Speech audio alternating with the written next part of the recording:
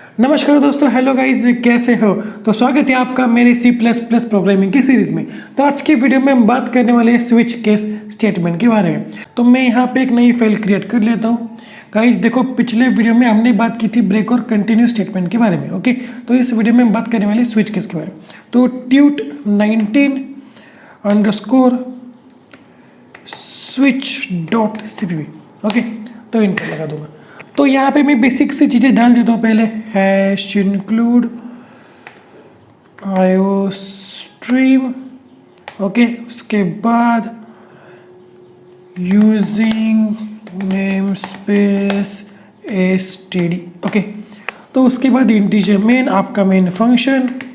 Okay, उसके बाद उसके अंदर रिटर्न ज़ीरो।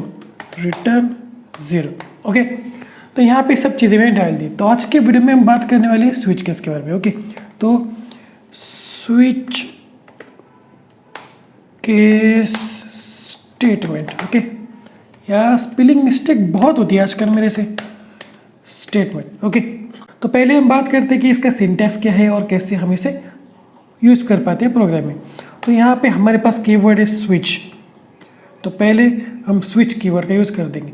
अगर मैंने यहाँ पे एंटर कर दिया तो मुझे ये एक सिंटैक्स दे देगा, राइट। स्विच, उसके बाद इन ब्रैकेट एक्सप्रेशन, उसके बाद कुछ केसेस यहाँ पे हम डाल सकते हैं, राइट। उसके बाद डिफ़ॉल्ट।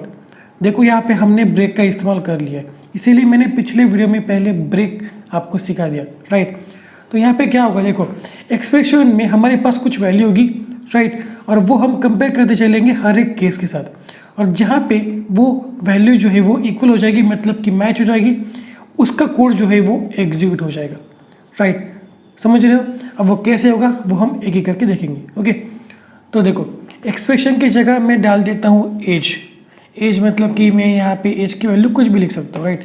तो मैं यहाँ पे कर देता हूँ इंटीजर एज। तो मैं यहाँ पे वैल्यू डाल देता हूँ 18। ओके, तो अब देखते हैं कि स्विच काम कैसे करता है। देखो केस के अंदर यहाँ पे मैं केस डालूंगा।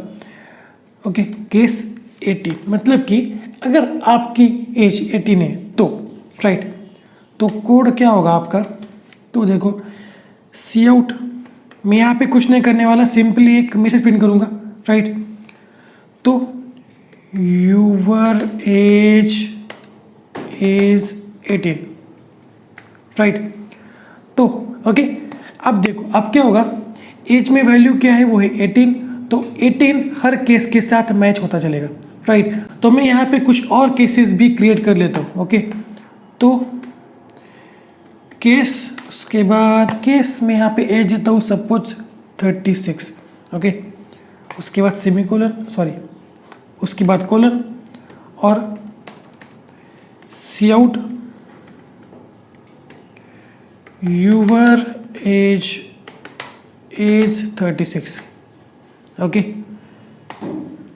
उसके बाद ब्रेक स्टेटमेंट देना मत भूलना। क्योंकि जब भी कोई केस मैच हो जाएगी उसके बाद आपको स्विच स्टेटमेंट को बंद कर देना है, राइट। जब भी आपका ब्रेक स्टेटमेंट एनकाउंटर होता है तब आप जहाँ कहाँ पे भी हो, लूप में हो, फॉर लूप में हो, या फिर स्विच केस में हो, या फिर आप इफ एल्स में हो, आप उस कंट्रोल स्ट्रक्चर से बाहर चले आओगे, राइट। आपको उस स्टेटमेंट को या फिर उस लूप को टर्मिनेट करना पड़ेगा, राइट। तो इसीलिए हम यहाँ पे ब्रेक का यूज़ करते हैं, राइट।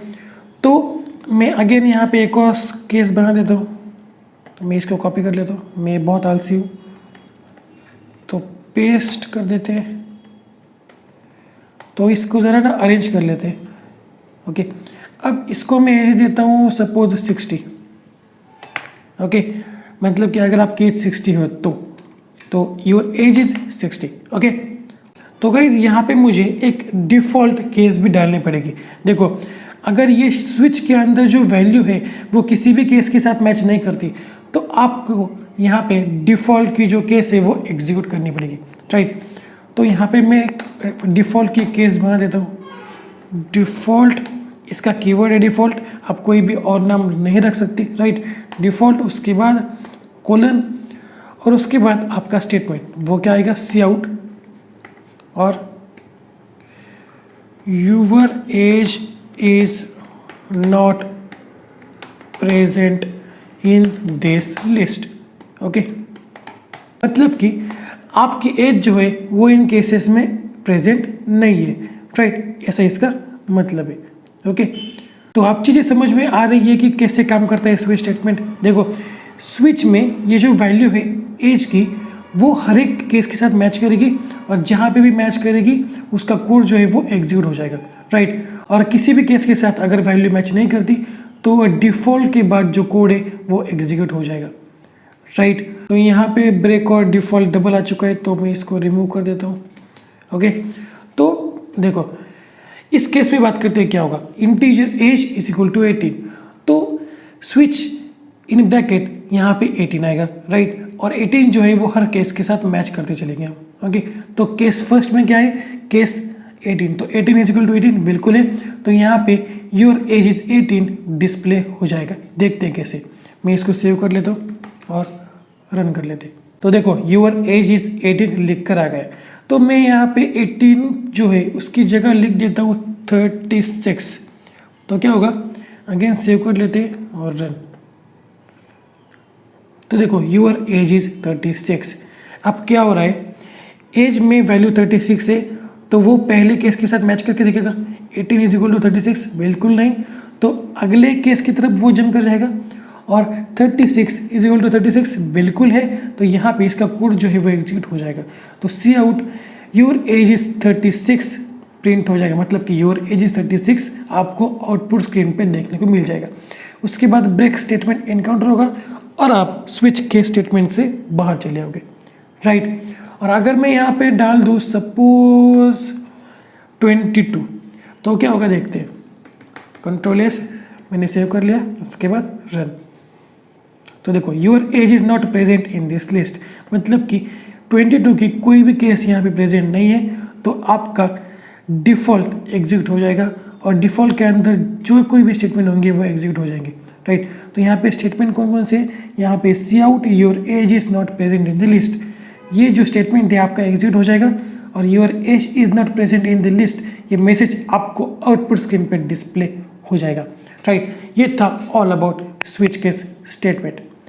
तो स्विच केस स्टेटमेंट वर्क कैसे करता है, स्विच के अंदर जो कोई भी वैल्यू है वो हम केसेस के साथ मैच करते चलते हैं, राइट। और जहाँ पे भी वो मैच हो जाता है उसका कोड हम एग्जीक्यूट कर देते हैं, राइट। और अगर ये किसी भी केस के साथ मैच नहीं करता तो डिफ़ॉल्ट जो है वो एग्जीक्यूट हो जाएगा, right. So that's it for today guys. अगर ये वीडियो पसंद आती हो तो इस वीडियो को लाइक कर दो, नए हो तो चैनल को सब्सक्राइब कर लो और इस C++ की प्लेलिस्ट को ज़रूर एक्सेस कर लेना।